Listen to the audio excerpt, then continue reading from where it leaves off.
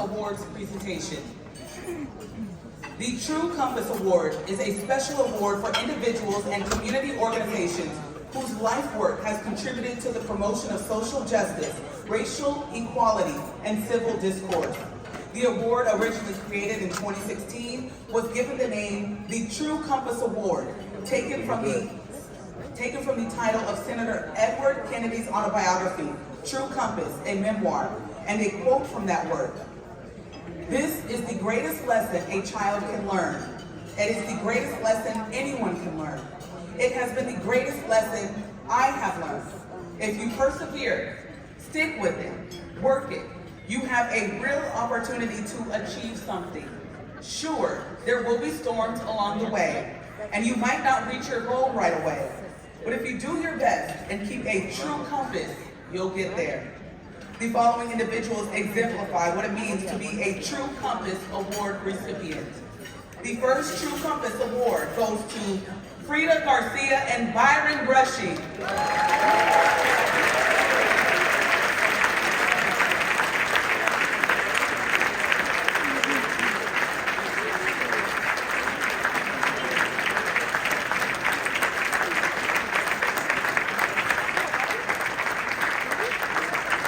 Their profiles can be found on pages 22 and 23. I'd like to say a few words about both of them. Frida Garcia is a Dominican-born community activist and organizer who has spent decades working to improve life in Boston's South End and Roxbury neighborhoods. Frida has contributed over 50 years of work in the public sector and has served on over 70 nonprofit boards as a community leader, including chairman of the board of directors for the Boston Foundation, the Massachusetts Foundation for Humanities and Policy, and the United Way. She was also the founding member and first director of La Alianza Hispania, a Latino service organization. Frida also served as executive director of the United South End Settlement for 20 years, where she expanded programs in education, affordable housing, literacy, and job training. Byron Rushing is a civil rights and community organizer. Byron has held many titles, including Director of the Urban Change Program for the Urban League, President of the Museum of African American History, Co-Chair of the Massachusetts Health Disparities Council, and many more. Byron also served as a member of the Massachusetts House of Representatives, representing Boston's 9th Suffolk District from 1983 to 2018.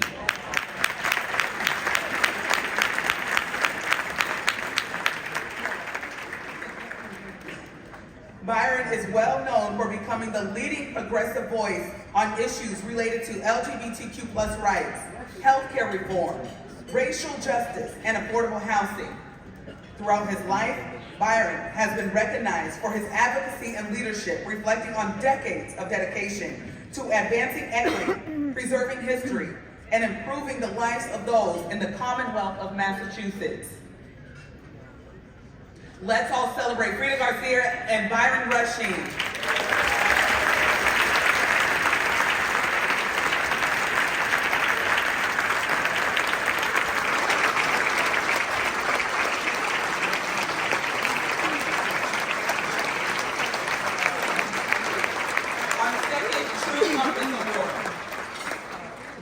Our second True Compass Award goes to Karen Holmes Ward.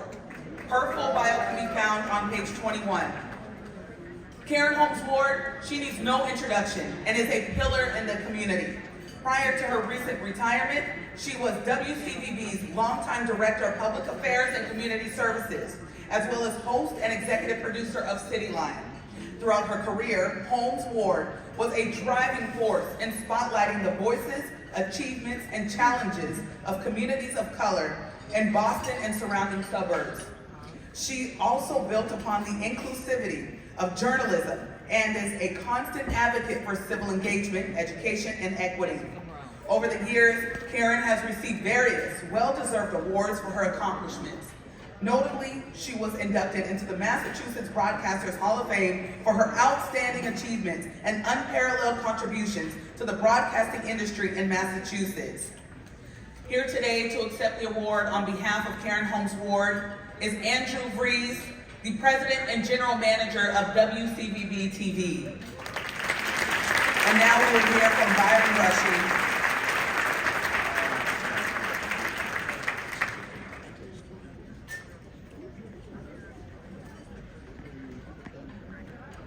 Frida Garcia is very disappointed that she is not able to be with us and me this morning.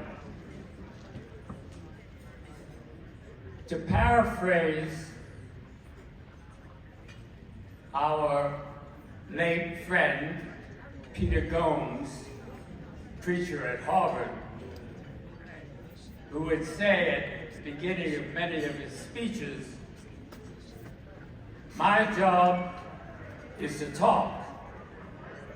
Your job is to listen. If you finish your job before I finish my job, be polite."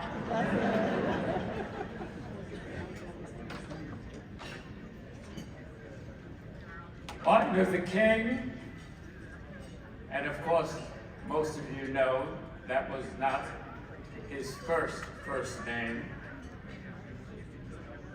Martin Luther King was born January 15, 1927. Martin Luther King was martyred on April 4th, 1968. I would like us now to divide into two groups. You won't have to move. The first group are those here who were alive on April 4th, 1968. Raise your hands. Raise your hands. Remember that day. The other group who I would like to raise their hands are those who were born after April 4th, 1968.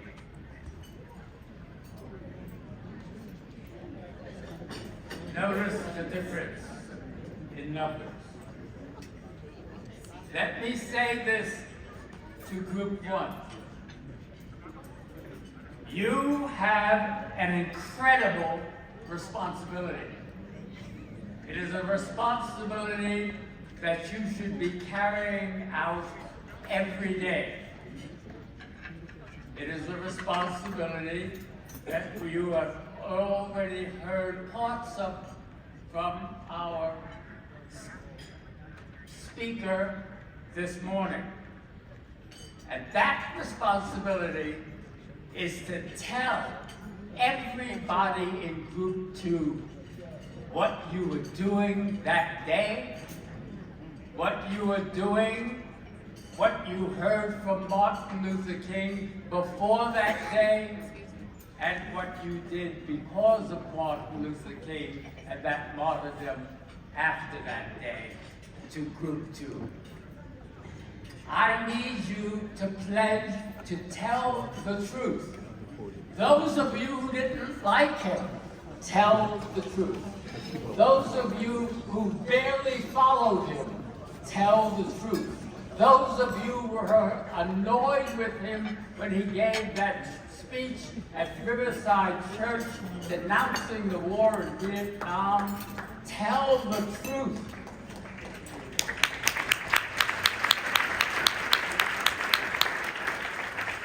And I ask all of you, who are the majority in this room, who were born after his martyrdom, I ask you to listen to the truth. Study Martin Luther King and his colleagues in this fantastic struggle. I ask you not to believe all the nonsense that is constantly mentioned about Martin Luther King. I ask you to learn another speech by Martin Luther King than the one he delivered at the Mount.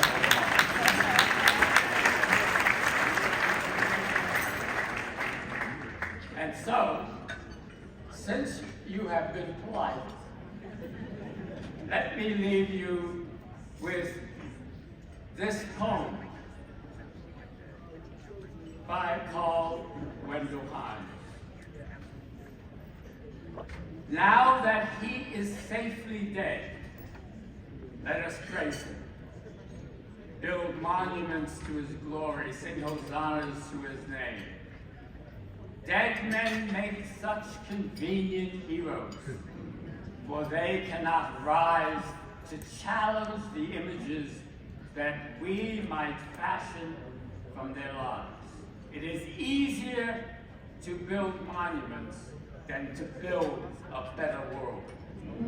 So now that he is safely dead, we have eased conscience, who have eased consciences will tell our children that he was a great man, knowing that the cause for which he lived is still a cause, and the dream for which he died is still a dream, yet a dead man's dream. Thank you.